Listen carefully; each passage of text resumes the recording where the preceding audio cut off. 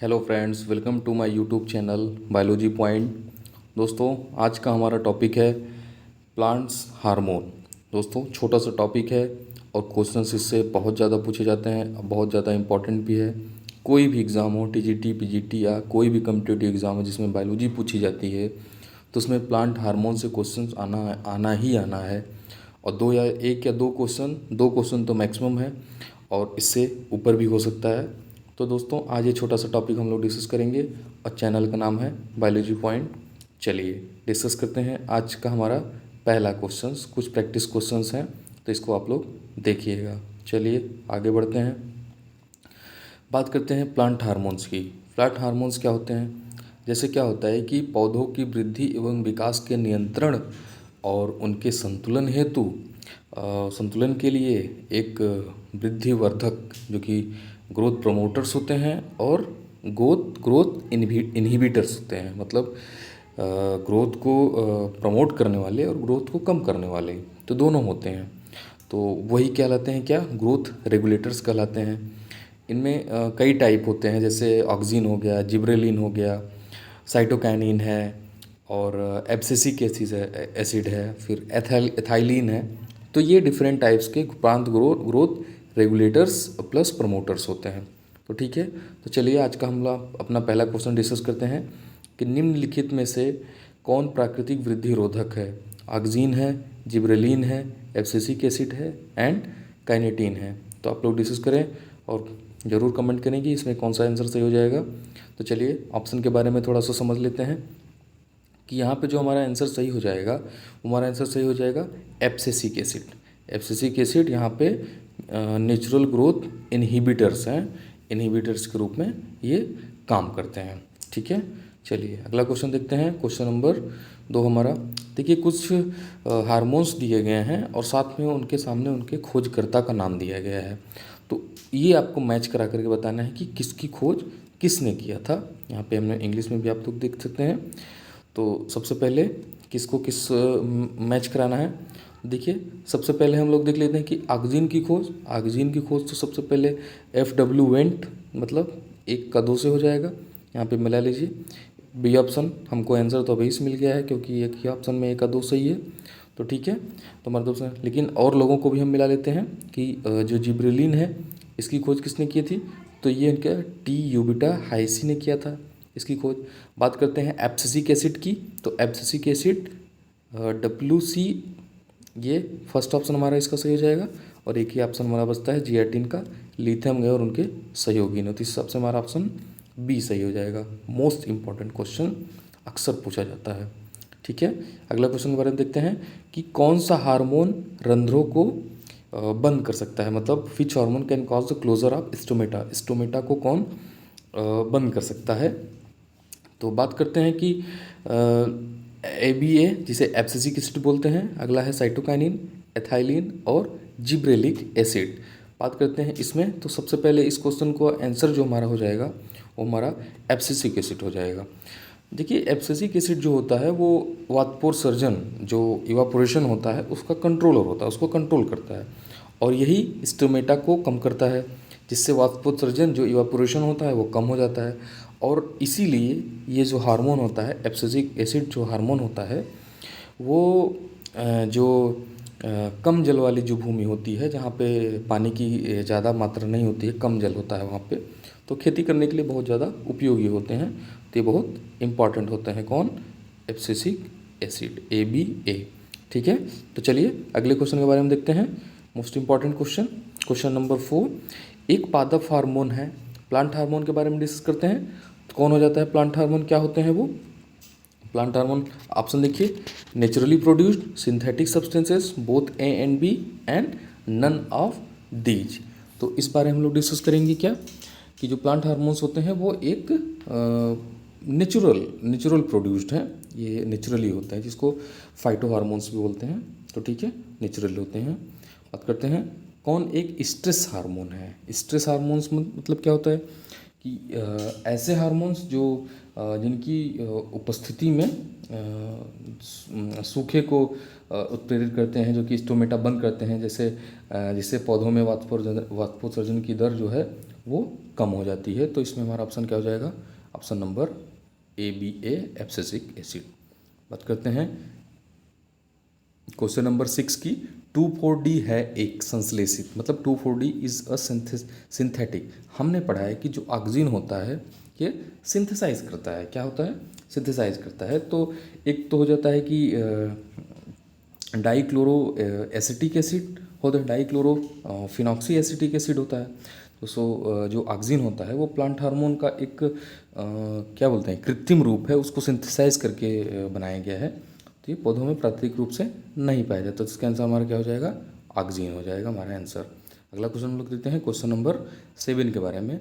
Gaseous hormone होता है कौन सा? इसमें से गैसियस हार्मोन से, देखिए गैसियस हार्मोन्स जो होता है वो सर्वाधिक जो है जो सिंथेसिस होता है वो पुराने हो रहे जो प्लांट जो है ओल्ड हो रहे होते हैं उनको पकने में, उनके पादप जो ऊतकों में, और प्लस फलों को पकाने में होता है। तो फलों को पकाने में होता है। इसमें हमारा ऑप्शन क्या हो जाएगा? एथाइलिन, एक प्रकार का गैसियस हार्मोन है। Most important question. चलिए अगला क्वेश्चन देखते हैं। क्वेश्चन नंबर हमारा कर्मक ऑरेंज, जो कि एजेंट ऑरेंज एक शाकनाशी होता है जिसमें सिंथेटिक क्या है? Agent orange is the herbicide that contains synthetic oxygen, cytokinin, gibberellin and pigment. तो यहाँ पे हमारा आंसर क्या सही हो जाएगा? यहाँ पे हमारा आंसर सही हो जाएगा oxygen. Agent orange is a herbicide है तो वो उसमें ऑक्सीन हो जाता है। ठीक है, चलिए अगला क्वेश्चन नेक्स्ट में। Sprouting of potato under storage the control due to. भंडारण में आलू में प्रस्फुटन का नियंत्रण किसके द्वारा किया जाता है? जिसमें हमारा आंसर सही हो जाएगा ऑक्सीजन के द्वारा इसका नियंत्रण किया जाता है। देखिए पूरे वर्ष जो आलू की खेती होती है हमारे जो देश की जलवायु उसके अनुकूल नहीं होती है, तो इसका भंडारण आवश्यक है। हम लोग इसका भंडारण कर लेते हैं। तो ऐसा करने के लिए क्या आलू में जो होता है स्प्राउटिंग जो प्रोसेस होता है उसमें नियंत्रण इसका आवश्यक होता है, क्योंकि प्रस्फुटन होने से जो स्टार्च समाप्त हो जाता है और आलू सूखा पड़ जाएगा या सड़ जाएगी। तो इस वजह से ऑक्सीजन उनमें हेल्प करता है। ठीक है, बात करते हैं अगले क्वेश्चन की कि क्वेश्चन नंबर में क्या है? एक कृत्रिम ऑक्सीन है। ऑक्सीन जो है सिंथेसाइज्ड ऑक्सीन, इसमें से क्या है? अभी हम लोगों ने समझा था कि जो नेप्थलीन एसिटिक एसिड होता है ये क्या होता है? एक कृत्रिम ऑक्सीन है, कृत्रिम जो है ऑक्सीन है। इसके बारे में हम लोगों ने पढ़ चुका है।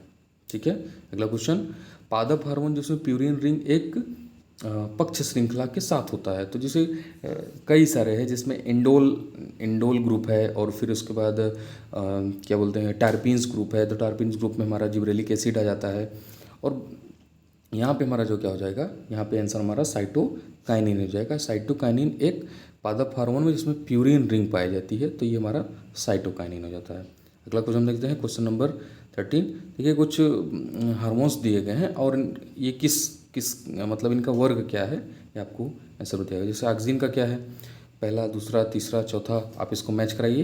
इसको मैच कराते हैं सीधा। तो फर्स्ट का क्या हो जाएगा? फर्स्ट का आंसर हमारा हो जाए जो कि एपिकल डोमिनेंस में, तो हमारा ए का फर्स्ट हो जाएगा। ठीक है, ये फर्स्ट होएगा। जिब्रेलिन क्या करता है? जो कि परविवर्धन करता है। इंग्लिश में भी देख लेंगे, इंग्लिश में इसका क्या बोलते हैं? बी का जिब्रेलिन इंटरनोडल इलोंगेशन हो जाता है। ठीक है, ए का फर्स्ट, बी का 4 हो जाएगा। ठीक है, और सी का हमारा 2 हो जाएगा। साइटोकिनिन क्या आता है? सेल डिवीजन में हेल्प, और फिर एथाइलिन फ्रूट राइपनिंग में। ठीक है, तो इस हिसाब से हमारा आंसर क्या हो जाएगा? आंसर इस हिसाब से हमारा आंसर ए का सही हो जाएगा ये। ठीक है, चलिए अगला क्वेश्चन है हमारा नेक्स्ट क्वेश्चन कि अंकुरित हो रहे जौ के बीज में कौन सा पादप हार्मोन अल्फा एमाइलेज के संश्लेषण में शामिल होता है? Uh phytohormones involve in the de novo synthesis of the alpha amylase germinating. तो ये हमारा सीधा सीधा क्वेश्चन पूछा जा रहा है कि जो अल्फा एमाइलेज होता है वो कहाँ सिंथेसाइज होता है? जर्मिनेटिंग में। तो ठीक है, तो इसका हमारा क्या हो जाएगा? सीड जर्मिनेशन में जनरली हेल्प करता है क्या? जिब्रेलिन जो हमारा जो हार्मोन है वो सीड जर्मिनेशन में इसका यूज़ करते हैं हम लोग। ठीक है, तो ये हमारा आंसर बी सही हो जाएगा। ठीक है, चलिए अगला क्वेश्चन देखते हैं कि जिब्रेलिन का नाम इसके नाम पर रखा गया है। जो जिब्रेलिन का नाम रखा गया है वो किसके नाम पर रखा गया है? तो जिब्रेलिन का नाम जिब्रेला नाम का एक कवक होता है, जो एक फंजाई होता है, उसके नाम पर इसका नाम रखा गया है। ठीक है, अब बात करते हैं क्वेश्चन नंबर नेक्स्ट की। तो निम्न में से कौन सा कथन सही नहीं है? तो इसमें थोड़ा इंग्लिश देख लेते हैं। Which of the following statement is not correct? Oxygens are effective in producing parthenocarpic fruit. ठीक है, पार्थिनोकार्पिक फ्रूट्स आर सीडलेस। अगला है only gibberellins are effective in producing parthenocarpic fruit. तो नॉट करेक्ट होगा, तो हमारा आंसर यही सी सही हो जाएगा, क्योंकि जो जिब्रेलिन होता है केवल जिब्रेलिन ही नहीं, और भी जो होते हैं ऑक्सीजन और जिब्रेलिन दोनों जो प्लांट हार्मोन्स है वो पार्थिनोकार्पी के द्वारा फल उत्पन्न करने में सहायक होते हैं। ठीक है, नेक्स्ट क्वेश्चन है वह हार्मोन जिसे स्टोमेटा जो ओपन और बंद करने के लिए उत्तरदायी कारक माना जा सकता है। तो अभी हम लोगों ने इसको डिस्कस किया, तो इसका जो आंसर हो जाएगा हमारा एब्सिसिक एसिड हो जाता है, जो कि इसमें रिस्पॉन्सिबल होता है। ठीक है, अगला क्वेश्चन है निम्नलिखित में से कौन सा हार्मोन जिसमें शीर्ष प्रभाविता का ऋणात्मक प्रभाव दर्शाता है, जो कि negative effect on apical dominance को दर्शाता है? तो हमारा क्या हो जाएगा? Abscisic acid.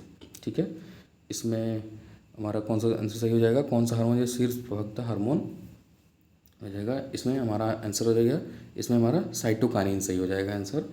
तो ये हमारा आंसर साइटोकाइनिन से, क्योंकि साइटोकाइनिन जो होता है वो क्या बोलते हैं, जो ऑक्सीजन होता है वो एपिकल डोमिनेंस दिखाता है, लेकिन साइटोनिन क्या होता है कि जो ऑक्सीजन के जो विपरीत काम करता है, ऑक्सीजन जो हार्मोन होता है उसके विपरीत काम करता है। तो ऑप्शन हमारा सही होगा।